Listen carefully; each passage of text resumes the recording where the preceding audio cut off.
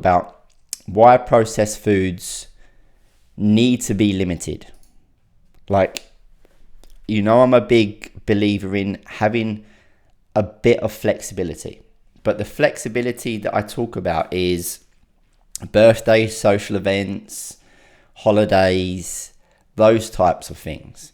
Because it would be silly to think that we're going to be 100% on those occasions where, I don't like saying crap food, but food that's just not as healthy, right? Food that's more pleasurable. That can give you some pleasure in life, which I think is important. But I do really believe that we should limit processed foods whenever there isn't social events around, your day-to-day normal, what you do.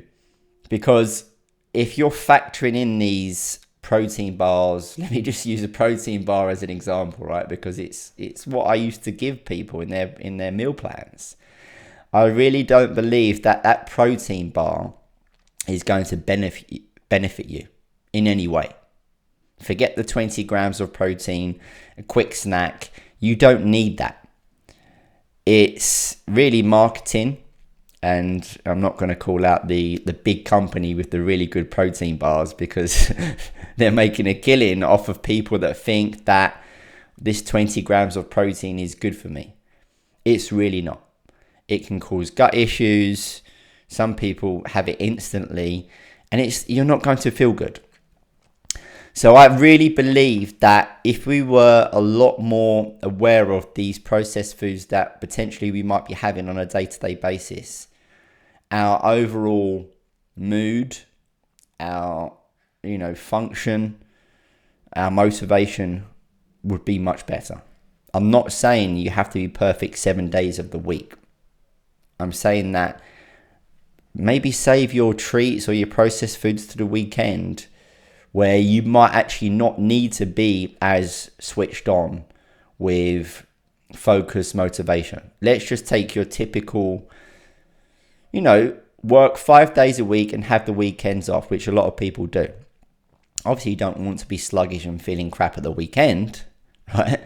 But for me personally, if I'm having any type of crap food during a time where I need to be switched on and work, I'm just not myself. I can feel it.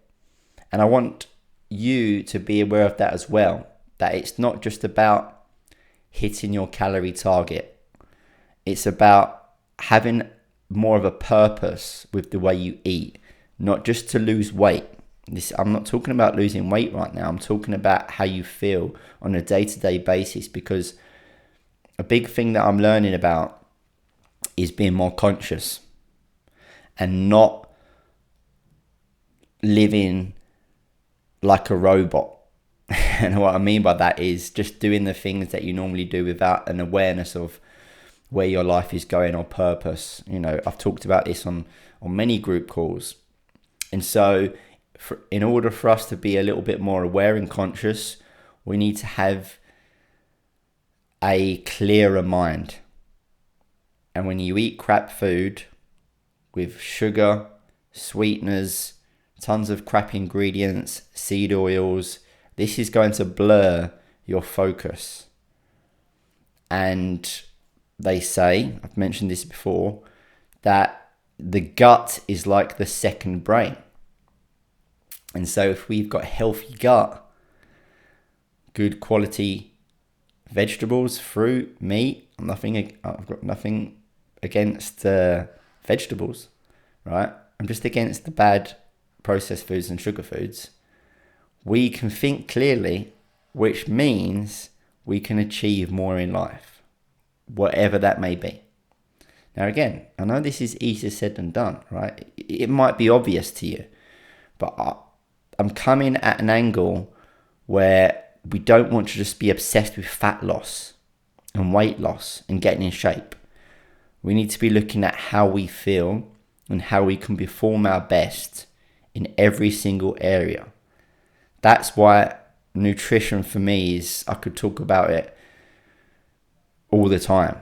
That's why the nutrition folder in the content library has the most videos, because it's the most important. oh, mindset is more important, but it's like the stuff that it's easier to change, and you can change it quicker. Whereas the mindset stuff, it takes time to learn about these different things. We've got different belief systems, etc., and we've got baggage in a subconscious mind that changes over time.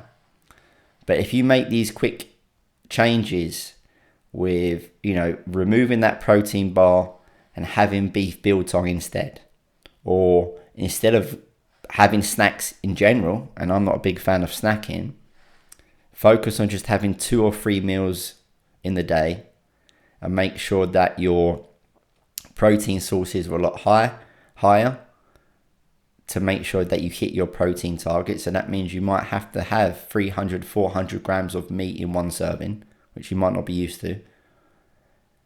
And focus on whole foods, your fruit, your vegetables, and reduce the sugar foods and reduce the processed foods, and you will feel so much better. And then you can perform the way you should perform, without any distraction, without any energy slumps or mood swings, or the feeling of, why don't I feel motivated right now? Like, why am I feeling like this? Why am I desperately wanting a dopamine hit? It's because you had that almond croissant in the morning. Maybe. Who knows what it is? But just be aware of that. Sometimes I talk about, cut out sugar, cut out processed foods, and people are just thinking about fat loss and thinking about how you feel. That is the most important thing. So make those changes. And if you're someone that is just so used to having, I don't know, I keep saying a protein bar as an example, but if you are someone that's used to having a protein bar every single day, then start by just reducing it from 7 to 4. Then just start reducing it rather than cutting it out altogether, because that might be harder. It's not like you're an alcoholic or anything, but it's just these small habits can add up. And then you get to the point where you don't need it anymore. It's the same with me. An example is the diet drinks. It was only up until 2 years ago I was having maybe a Diet Coke every single day, just for a little bit of pleasure, and I didn't think sweeteners were that bad. Now, I wouldn't really have one at all. Just I wouldn't have one. So make those small changes, the habits will develop, and you should be feeling much better, and then habits should stick. And then you're that person that never has protein bars. You're a person that never has diet drinks. Maybe once in a blue moon. Hope that was helpful.